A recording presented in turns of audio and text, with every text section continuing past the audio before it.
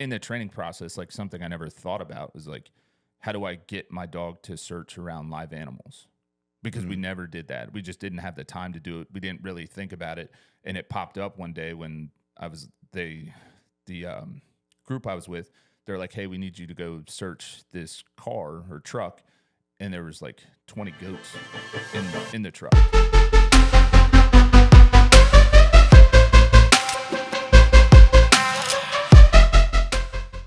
God. Fuck it. Let's get this rolling. All right. Welcome back to Ridgeside K9 EC Radio with Mike Swarchak and Greg Hunt, myself. Today, we're going to be talking about, I asked Mike to prepare some stuff. I gave him some homework, and he's had a lot of time to prepare a conversation on working dog, detection dog.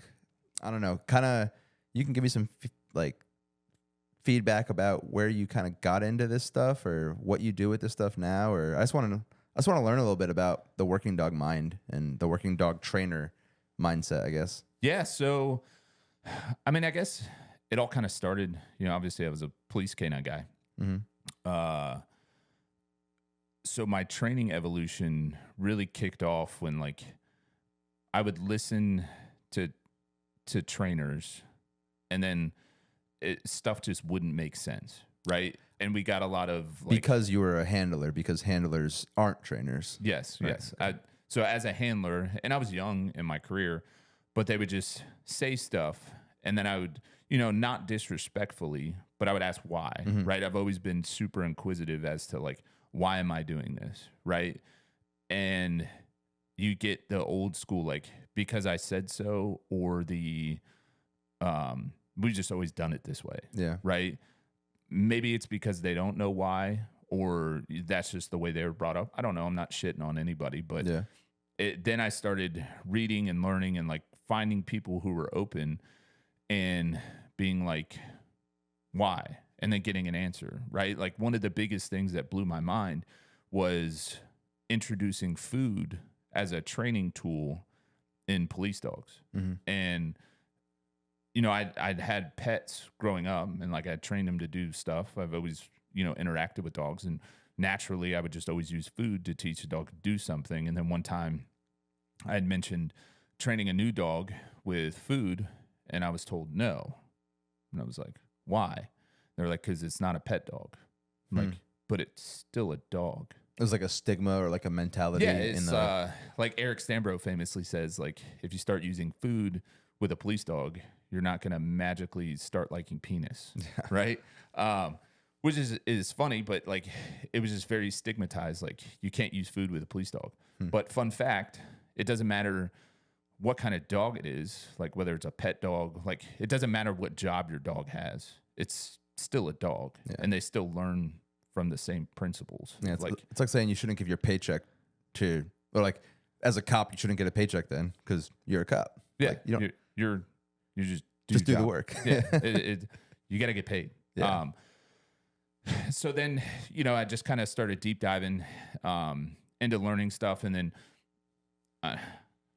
against the grain, I started training outside of my small network that we had to train in, and then I started progressing really fast with my dogs, especially Thor, because that's kind of the timeline when it really kicked in, and I was like, there's got to be more to this. So then, unfortunately, the number one, as a cop, you don't make money.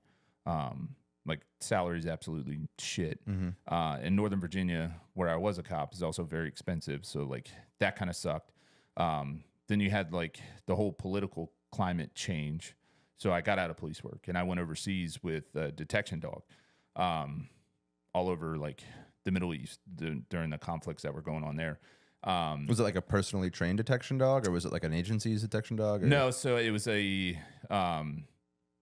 everybody uses private contracting companies, right? So I got hired by that company. That company put me through training again with that dog, and then they were subcontracted out to different agencies. Gotcha. So whoever kind of the different groups that were pulling from that agency, whoever needed K9 support at whatever base or fob, and the mission set required it, then we would just kind of get farmed out and fly all over. It was pretty cool. Gotcha. And then that I was often on my own. So I was either one of, most of the time I was the only K9 asset in that geographical region at the time. Mm-hmm. So I had to do like problem solve a bunch of shit on my own. So if random stuff started popping up, I would YouTube how to fix it, or kind of like with your dog specifically, like if your dog wasn't doing something. If I was getting like a weird training thing, or like in the training process, like something I never thought about was like, how do I get my dog to search around live animals? Because we never did that. We just didn't have the time to do it. We didn't really think about it.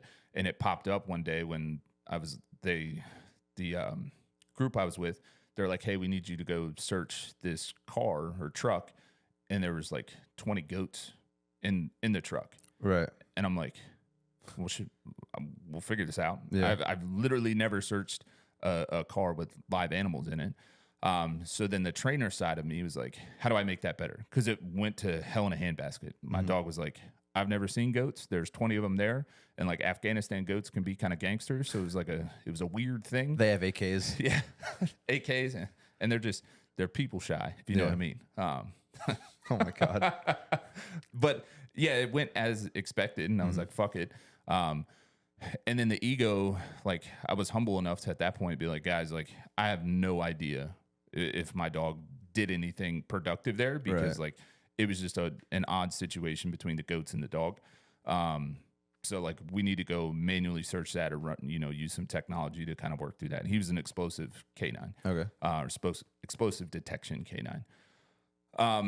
But then I started training around it. We had goats on the compound. We had a donkey, which is a funny story because the fob I was at, it had maybe a 20 by 20 foot piece of grass. And that's where the dogs would go to the bathroom. Mm-hmm. And it was in eastern Afghanistan. And that was probably the only piece of grass for hundreds of miles. Yeah. We had a lawnmower because we had to maintain it. And then one day the lawnmower took a shit. And it takes a long time to get a lawnmower sent to us. So short-term option, because the problem with that, if the grass grows, it gets shady. So then you get all this like insects, reptiles, and like scorpions and shit that will move in for comfort. And everything over there will kill you. So like I don't need scorpions hammering my dog because he dies. I'm out of a job. I get sent home, whatever. Right. So we went to town and bought a donkey. Because donkeys will, number one, fuck up scorpions, but also like it's like a lawnmower. Grass. Yeah. So through that, I would use him for training. Thank God the donkey was nice. Like got along with my dog. They had like a weird, respectful relationship. But I would put him in training areas with, it was just a training problem I set up with a dog, but the donkey would be there. And then 2-3 sessions, the dog would just learn to work through live animals. That's pretty sick. Yeah, it was a good time. And then after I left that stuff, because I had kids, the deployment life is obviously very hard on a family. Came back, got hired by a different government contracting company to train detection dogs primarily for the programs I was coming out of. So like just doing the pre-training for them. Mm-hmm. And then got into training for the special operations world too when we were awarded those contracts. So that was where I kind of had to wrap my brain around how can I kind of put this in a production line strategy, right? So like, yeah, I can train one dog at a time, but now the client wants 50 dogs by X date. So how do I speed up this process, or how do I make it the most effective and the best for the dogs while still trying to support the client? Right. If that makes sense. So like at this point, like were you like a dog trainer, your own business kind of contracting thing, or was it like you were just hired like through, like they knew what your credentials were like in that contracting company, or like yeah, how? So the contracting world's very small, so you just like develop networks and like people get to know you or speak about you or whatever. Gotcha. And then they'll just kind of ask around, hey, we're developing this new program, whatever. We need a trainer. Oh, hey, Billy told Bob about this dude named Mike. He just got back from overseas. Hit him up. Gotcha. So it's very like tight knit, like the good old boy system. No, yeah, that's pretty cool. So as long as you get in it, you're good. It's very hard to get in it from the outside. But honestly, like that's where I started clicker training. Okay. Prior to this, like didn't really understand like how effective a marker was.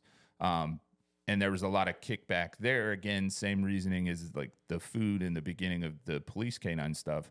I was like, hey, I want to start using a clicker for detection dogs. And they're like, no, that's stupid, right? These aren't pet dogs. We're not teaching them silly stuff. These are Billy Badass bomb dogs going overseas. Right. I'm like, still a dog. God damn it. It's still a dog. It still learns the same way.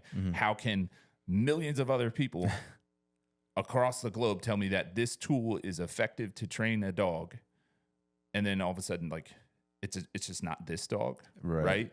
Because if I don't teach this dog to find bombs, it's no longer a bomb dog, right? If I teach it to find drugs, it's a drug dog. If I teach it to do agility, this same dog is an agility dog, but it still learns the exact same.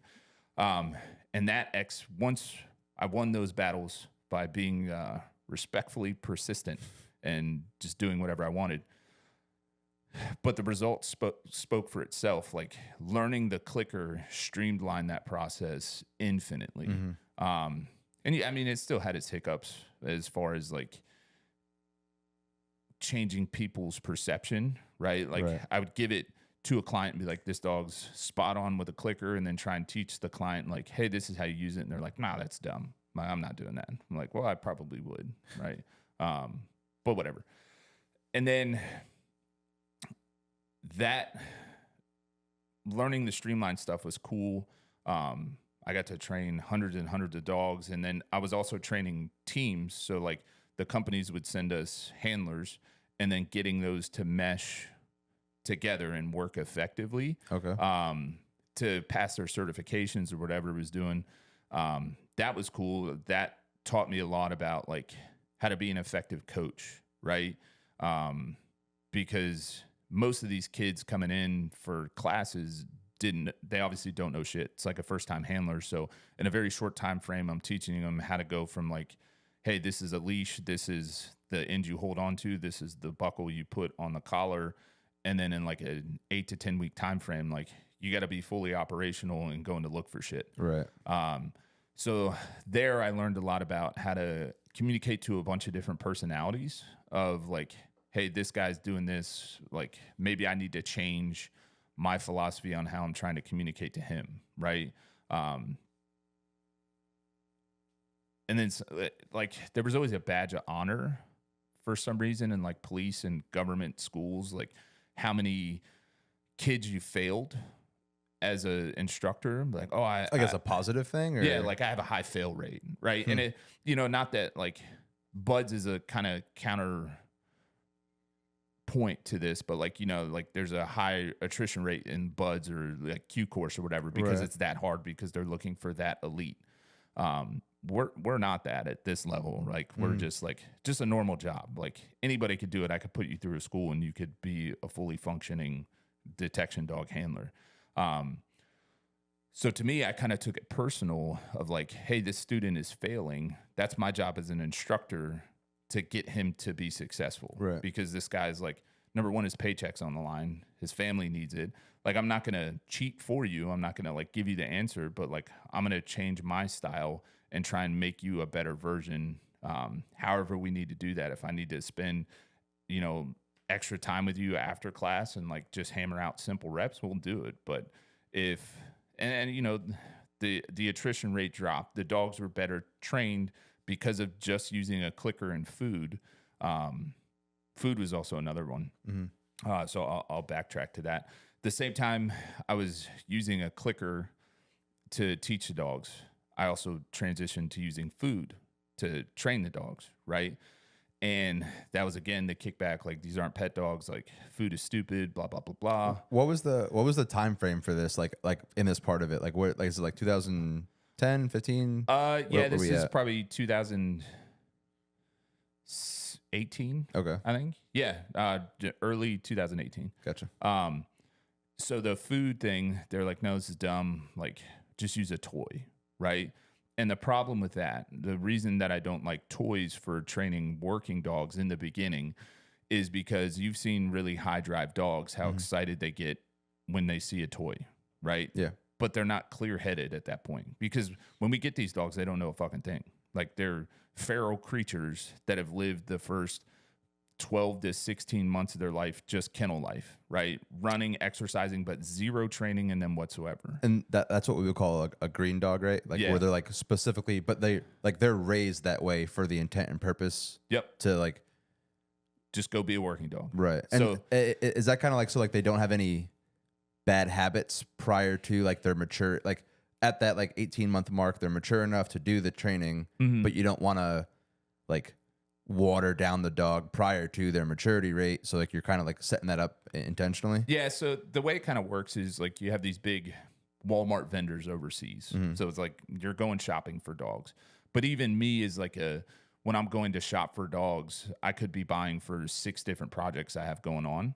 So I need blank slates across the board. And these guys know like some dogs over there, like the green dogs, are going to have higher confidence levels and really like bite work more. So those go into like a dual purpose. I'm really good at biting shit. And then other dogs just don't have that heart. So those are more single purpose, but that's kind of the only division they really make at the big kennels like that. Okay. Just because like some dogs are stronger than the other. But I would always buy from the dual purpose side, because like I don't specifically need, like, if I don't teach a dog to bite, that's fine. It's just not a dual purpose dog, but it has all the assets that I really like very confident, high energy, independent is one that I really look for a lot. And then I just teach it what I want to do. So we get these green dogs that come in, and they obviously like toys, right? So giving this dog that's probably never really seen a toy in its life, a toy for the first time, when I'm trying to teach it something, like, they just lose their absolute mind. And then I have to get the toy back, right? Right. And that's not easy to do when a dog is genetically designed to like hold that thing and not give it back. Yeah. Right. So then I have to like either trick it with other toys and like sometimes choke it out like till the dog lets go of the toy. And then I do it again. Right. But by that point, the dog's like redlined way up here, and it's not processing anything. And by the time that whole scenario is over, the dog forgot what I just tried to teach it. Yeah. Right. So then when we switch to food, I give it a kibble. It can stay more baseline. And then it's done. But it's not like jacked about it. So it's not running, like if it was a race car, it's not running around at 10,000 RPMs the whole time and it's just going to explode. So with switching to food, especially in the learning process, I was able to get 100 times more reps in a day with the dog, as opposed to like, hey, I can only get 20 reps, because at that point, like, the dog's gassed. It's not thinking clearly, or it hates me because I keep taking its toy away. Yeah, you're fighting to get that toy back. Yep. This episode is brought to you by Hydro-Jug. And Savage Technicians. Oh, yeah, or Savage Technicians, man. They make funny t-shirts. I like them. And they're local. Hell yeah. Support local. Yeah. I didn't know that until afterwards. And then somehow they like in Wilmington, or? Yeah, in Wilmington. They like popped up on a Google business page, and I'm like, oh shit. Anyways. The food thing was great. And then, clients would come to us and they're like, how do you train these dogs? I'm like, with food and a clicker, man. Like, it's really not that hard. We'd show them. They'd be like, dogs look amazing. They're like, yeah, I'm not going to do that.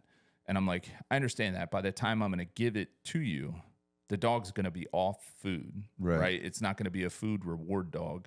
It just makes the beginning phase so much easier for me.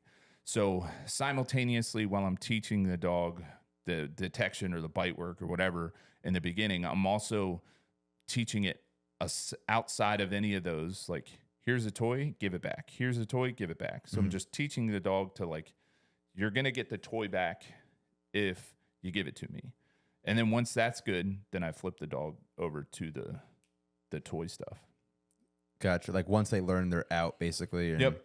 Which is, oddly enough, if you go around like the police seminars and stuff that we always do, that is the most controversial thing out there. Getting it to out? Like, for some reason, it's the hardest thing on the planet for police dog trainers to teach police dogs or military dogs is how to let go of something. Hardest because of the dog or hardest because of the mindset of they suck. They just suck. Not the dog, though. No, yeah, the trainers. Gotcha. The trainers suck. The handlers, like in all reality, like there is a difference between a handler and a trainer. Mm-hmm. But like I always tell my police guys that I used to train, like you have to become a trainer. You have to, like Josiah, when we were going through his last school, like you're your dog's trainer. Yeah.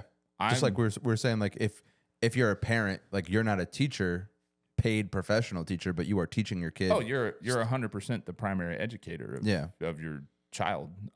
You should be. But like they don't understand it, right? So you have a dog that is obviously very possessive.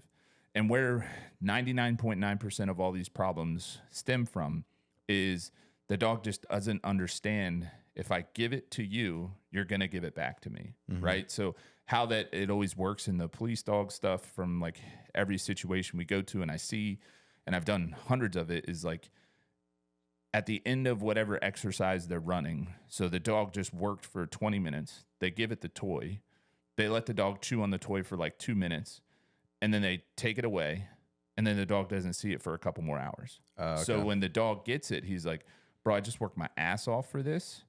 I'm not giving that up, right? And then with some handlers, it's like a 50-50 shot whether or not they can get it back from the dog. And then so the dog's getting all this reinforcement and stuff. But you just like simply teach the dog, if you let it go, then I'll give it back. If you let it go, I'll give it back. And then as soon as they get it, they're like, oh, that's easy. Why don't you just tell me that? Yeah. Right? And then that makes your life so much easier. Because like even at this last pack walk, I took Thor and I didn't have anything to, like I didn't bring food and like I wasn't set up as a training thing, but he did something that I wanted him to do, but he kind of did it on his own. So I was like, shit, this is a good opportunity for me to mark and reward him. But I had no toy, no nothing. So I just held his leash out, marked him, told him to bite it. And he was like, oh, cool. Hell yeah. And then told him to let go and walk back. For a second, people thought we were like fighting over the leash. I'm like, guys, I did this, right? Yeah. Like, this isn't just a feral dog trying to jack my leash and run away. But yeah, food and a clicker, hands down, best thing to train any working dog with in the beginning. I mean, it definitely makes sense. In my humble, egotistical opinion.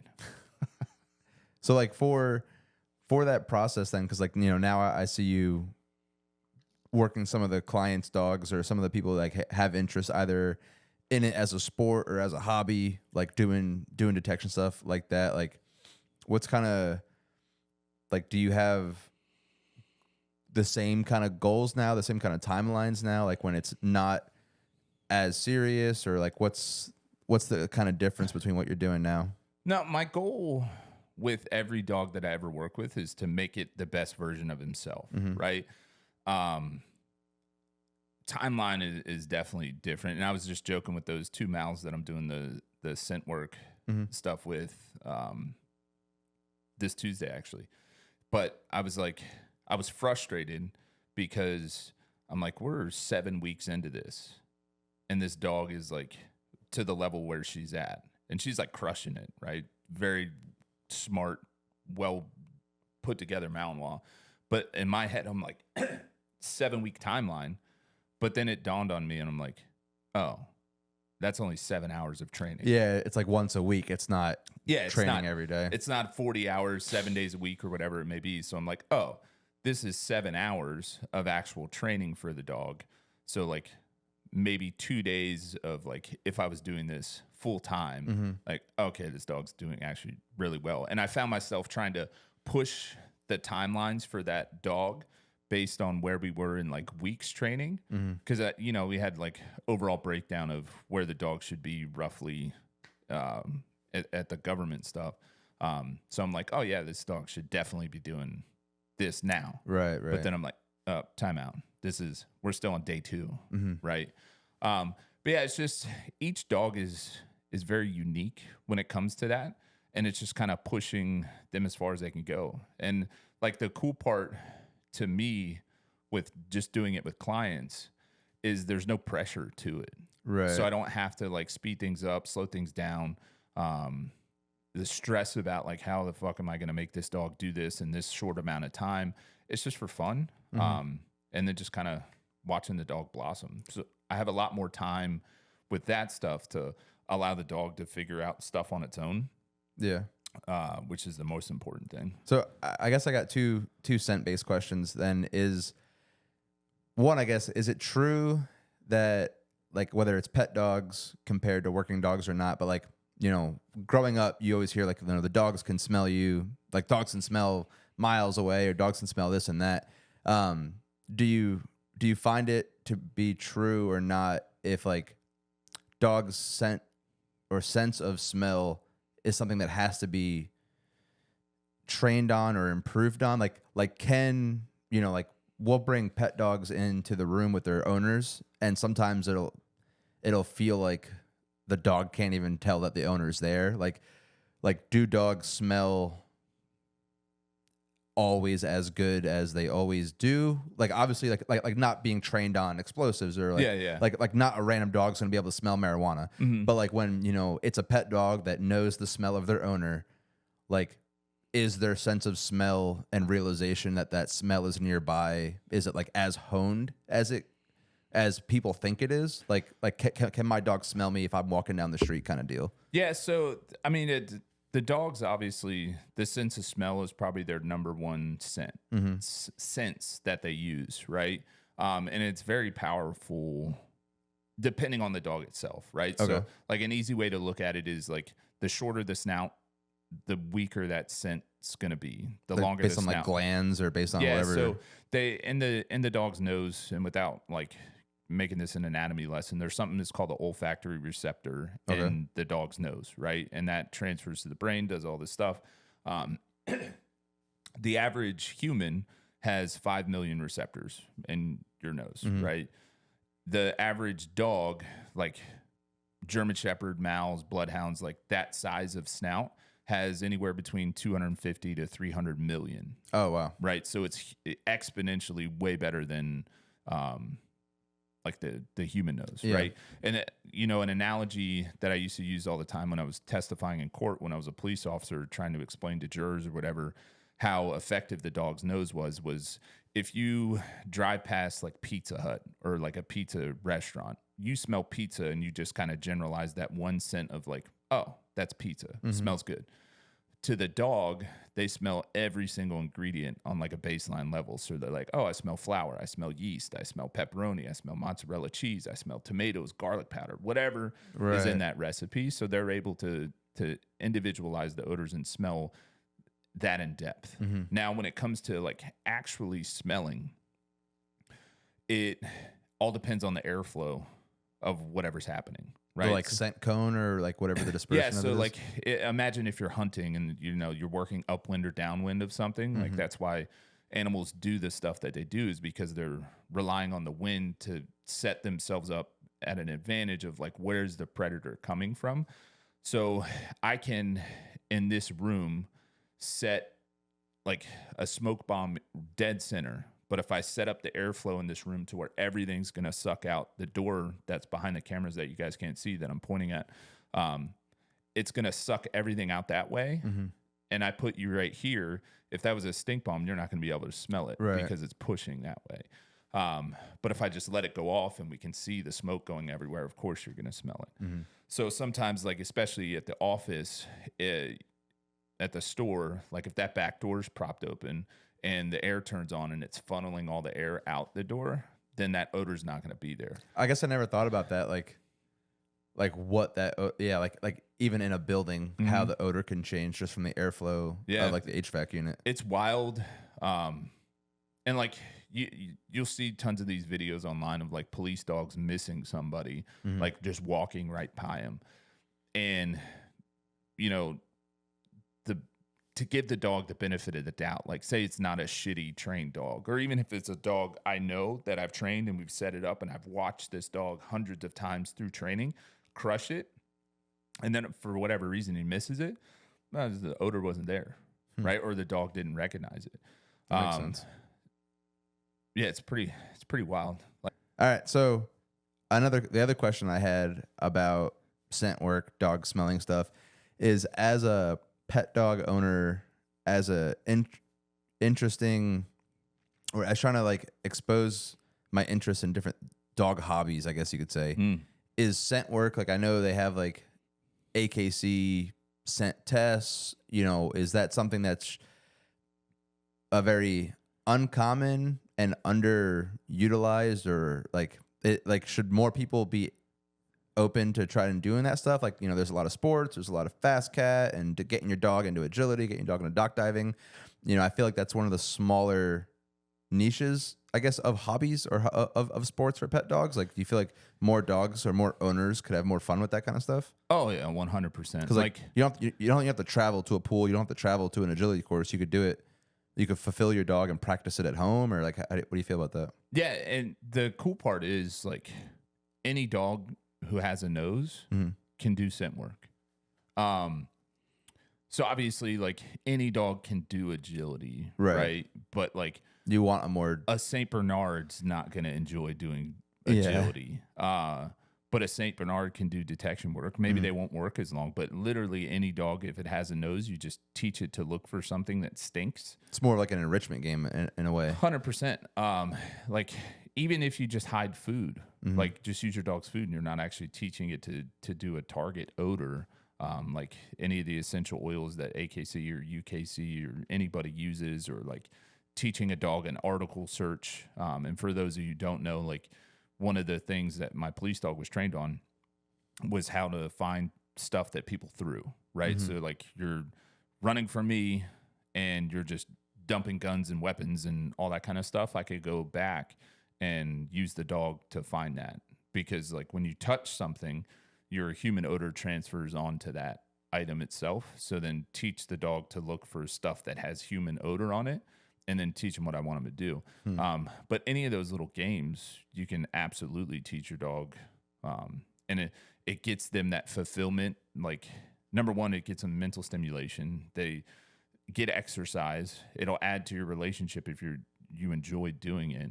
And it just gives your dog something fun to do.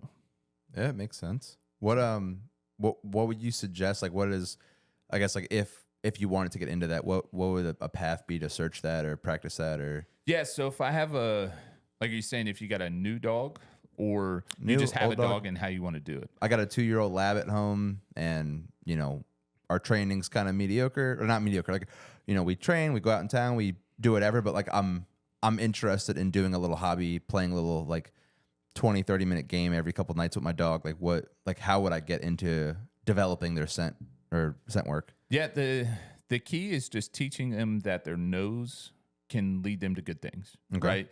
So as a dog naturally sniffs and it enjoys it, but outside of that, it never gets paid for it. So the easiest way that I do it, and I did this with working dogs, like if I was training a dog for a detection program, the first thing I always taught them to do was like, your nose will lead you to a payment, whether it was me hiding a toy in a room, or like a toy that they knew, like, and have played with, and they know the odor of that toy.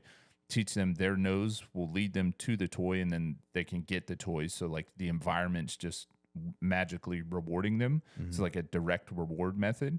Or I would hide food, right? Take your breakfast, and I'm going to hide it in a room and just search for your food, right? They all know how to do it. The instinct to sniff and find food is 100% there. You just have to teach them, right?